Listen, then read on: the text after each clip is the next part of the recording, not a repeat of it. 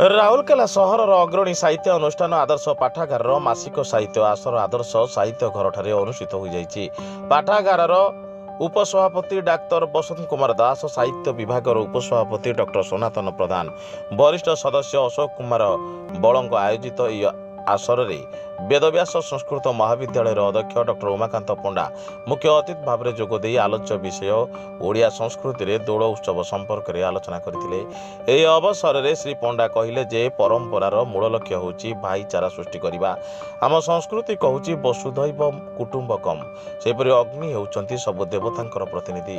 ଏହାସହ ଅଗ୍ନିର ବିଭିନ୍ନ ତତ୍ତ୍ୱ ଉପରେ ଆଲୋଚନା କରି କହିଲେ ଯେ ସବୁ ଧର୍ମରେ ଅଗ୍ନିର ଗୁରୁତ୍ୱ ରହିଛି।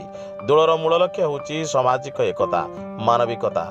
ଏହି ଅବସରରେ ଗାଳିପିକା ବିଜୟିନୀ ଜେନା କାଠବାକ୍ସ ସମ୍ପର୍କରେ ଏକ ମାର୍ମିକ ଗଳ୍ପ ପାଠ କରିଥିଲେ। କବିତା ପାଠ ଉତ୍ସବ କାର୍ଯ୍ୟକ୍ରମ କବି ପ୍ରତାପ କୁମାର ପଣ୍ଡା ଓ ସବିତା ବସ୍ତିଆଙ୍କ ସଂଯୋଜନାରେ ସର୍ବଶ୍ରୀ କୁଞ୍ଜବିହାରୀ ରାଉତ, ଆଶୁତୋଷ ବସନ୍ତ, ପ୍ରଳୟ ଶତପଥୀ, ସସ୍ମିତା ପ୍ରଧାନ, ଅଶୋକ ପଟ୍ଟନାୟକ ଓ ବିଜୟିନୀ ଜେନା ପ୍ରମୁଖ କବିତା ପାଠ କରିଥିଲେ।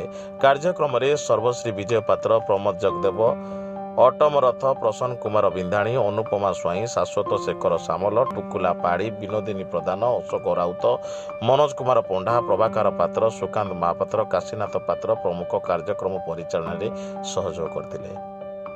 ସୁନ୍ଦରଗଡ଼ ଜିଲ୍ଲାରୁ ଡକ୍ଟର ପ୍ରମୋଦ କୁମାର ଜଗଦେବଙ୍କ ରିପୋର୍ଟ, ସାଇ ସତ୍ୟ ନ୍ୟୁଜ୍।